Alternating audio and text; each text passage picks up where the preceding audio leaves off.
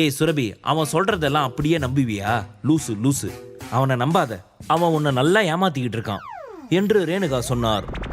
சுரபி குடும்பத்திடம் மன்னிப்பு கேட்க வருவதாக யஷ்வந்த் சரவணனுக்கு போன் செய்து சொன்னார். அதை அறிந்ததும் சுரபியின் வீட்டில் அனைவரும் அதிர்ச்சி அடைந்தனர். நகை காணாமல் போனதற்கு சங்கர் தான் காரணம் என்பதையும் விக்ரம் தான் அதை கண்டுபிடித்தான் என்பதையும் சுரபி தன் தாயிடம் சொன்னாள். இங்க பாரு சுரபி, நீ என்ன சொன்னாலும் சரி, நாங்க இவனை நம்ப மாட்டோம். எனக்கு என்னவோ இவன் தான் ஏதோ நம்ம கிட்ட மறைச்சி தப்பான வேலை பண்றானோன்னு தோணுது. என்னைக்கு இவன் மாற்றானோ அன்னைக்கு அவனோட சேர்ந்து நீயும் தண்டனை அனுபவிக்கிற மாதிரி இருக்கும். அதை நினைக்கும் போது எனக்கு பயமா இருக்கு. நான் சொல்றதை கேளுடி, தயவு செஞ்சு இப்பவே இவனை டிவோர்ஸ் பண்ணிடு என்று ரேணுகா சொன்னார். சொல்லுங்க மாமியார், சொல்லுங்க. நீங்க இப்படி சொல்றதும் என் பொண்டாட்டி முடியாதுன்னு சொல்றதும் கேட்கவே எவ்வளவு ஆனந்தமா இருக்கு. அடிக்க அடிக்க அம்மியும் நகரும்னு சொல்லுவாங்க. ஆனா நீங்க அடிக்கிற அம்மி என் பக்கம் நகருது. அதானே எனக்கும் வேணும் என்று உள்ளுக்குள் நினைத்த விக்ரம் வெளியே முகத்தை பாவமாக வைத்துக்கொண்டு சுரபியை பார்த்தான். அவனை பார்க்கவே சுரபிக்கு பாவமாக இருந்தது. எனவே அவள் தன் அம்மாவின் கவனத்தை திசை திருப்ப தன் கையில் இருந்த பென் டிரைவரை லேப்டாப்பில் போட்டு அதை ஆன் செய்தாள். அதில் வந்த உரையாடலை கேட்டதும் சரவணன் மற்றும் ரேணுகா இருவரின் முகமும் மாறியது. முழு பதிவையும் கேட்டதும் அவர்கள் முகம் கோபத்தில் சிவந்தது.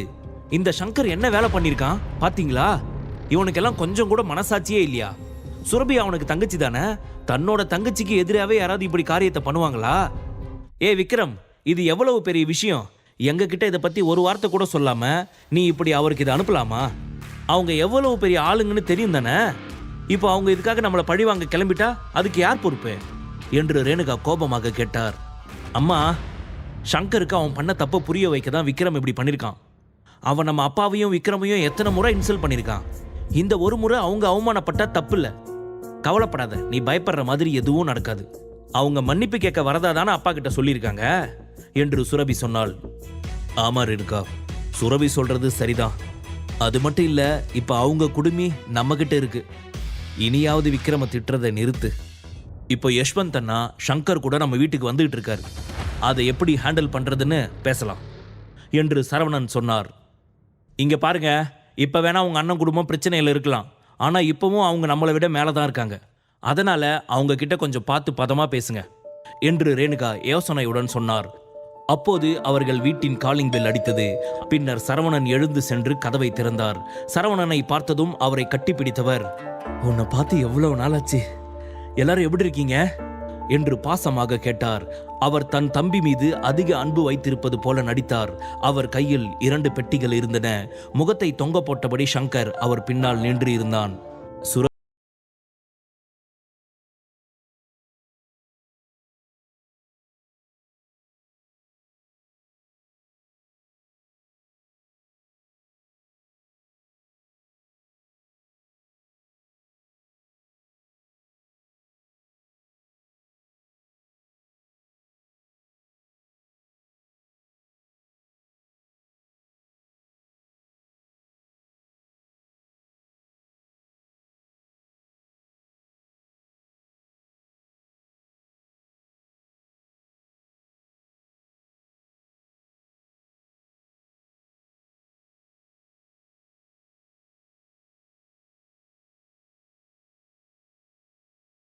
உங்ககிட்ட மன்னிப்பு கேளு என்று அவனை திட்டினார்.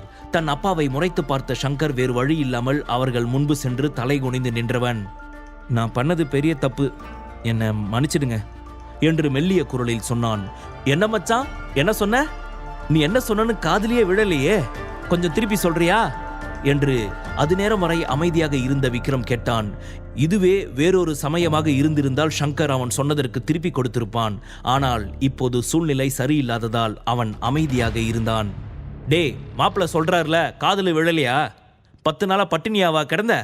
ஒழுங்கா சத்தமா பேசுடா என்று சங்கரை திட்டிய யஷ்வந்த் விக்ரமை பார்த்து புன்னகைத்தார். தன் கை முஷ்டியை இறுக்கிய சங்கர், நான் பண்ணது தப்புதான், அதுக்காக நான் ரொம்பவே ஃபீல் பண்றேன், எல்லாரும் என்னை மன்னிச்சிடுங்க என்று சத்தமாக சொன்னான். சரவணா, இனி சங்கர் உங்களுக்கு எதிராக எதுவும் பண்ண மாட்டான், அதுக்கு நான் கேரண்டி. ஏதோ அவன் சேர்க்க சரியில்லைன்னு நினைக்கிறேன். கேப்பார் பேச்சை கேட்டு இப்படியெல்லாம் பண்ணிட்டான். இனி அவன் உங்ககிட்ட பிரச்சனைக்கு வரமாட்டான். சுரபி அவரை அலட்சியமாக பார்த்தாள். பின்னர் தன் அருகில் இருந்த சூட்கேஸை எடுத்து எதிரே இருந்த மேஜை மீது வைத்தவர் அதை திறந்தார். அதற்குள் 1 லட்சம் ரூபாய் இருந்தது. ஏமாமா, சுரபி பத்தி என்ன நினைச்சீங்க? நீங்க இந்த பணத்தை கொடுத்ததும் ஈன்னு இழிச்சுக்கிட்டு வாங்கிப்பான்னு நினைச்சீங்களா? ஒழுங்கா இந்த பணத்தை எடுத்துக்கிட்டு கிளம்புங்க. சுரபி இதை தொடக்கூட மாட்டா என்று விக்ரம் உறுதியாக சொன்னான். விக்ரம் சொன்னதை கேட்ட யஷ்வந்த் அவன் முகத்தை உற்று பார்த்தார். விக்ரம் தன்னை பார்த்து பயப்படுவான் என்று அவர் நினைத்தார். ஆனால் அவன் சிறிதும் பயப்படாமல் அவரின் முகத்தை நேருக்கு நேரு பார்த்ததால் அதிர்ச்சி அடைந்தார். விக்ரமை கொல்லும் அளவிற்கு அவருக்கு ஆத்திரம் பொங்கியது. ஆனால் அதை கஷ்டப்பட்டு அடக்கினார். சரி விக்ரம், இப்ப நான் என்னதான் பண்ணணும், நீயே சொல்லு என்று அவர் தன் பற்களை கடித்தபடி கேட்டார். எனக்கு என்னவோ சங்கர் மனசார மன்னிப்பு கேட்ட மாதிரி தோணல, ஏதோ பேருக்கு கேட்ட மாதிரி இருக்கு என்று விக்ரம் சொன்னான். இப்ப நீ என்ன சொல்ல வர? இதுக்கு மேல எப்படி மன்னிப்பு கேட்க முடியும்? அவங்க காலில் விழுந்து சங்கரை மன்னிப்பு கேட்க சொல்லுமா?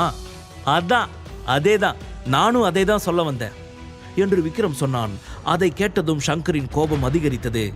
டேய், யாரை பார்த்து காலில் விழுந்து மன்னிப்பு கேட்க சொன்ன? உன் சாவு என் கையில தாண்டா என்று சங்கர் கத்தினான்.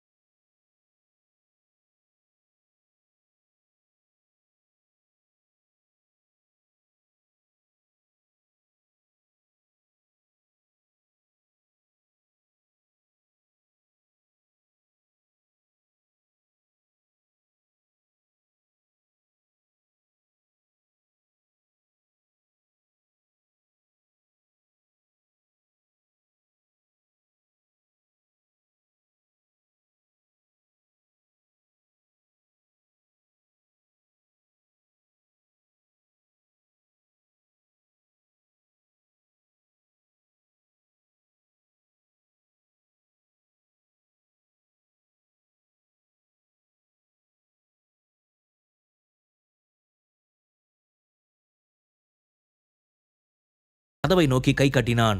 விக்ரம் அவ்வாறு சொன்னதும் யஷ்வந்த் திகைத்து நின்றார். முழு கதையையும் கேட்டு மகிழ பாக்கெட் FM ஆப்பை டவுன்லோட் செய்யுங்கள். லிங்க் டிஸ்கிரிப்ஷனில் கொடுக்கப்பட்டுள்ளது.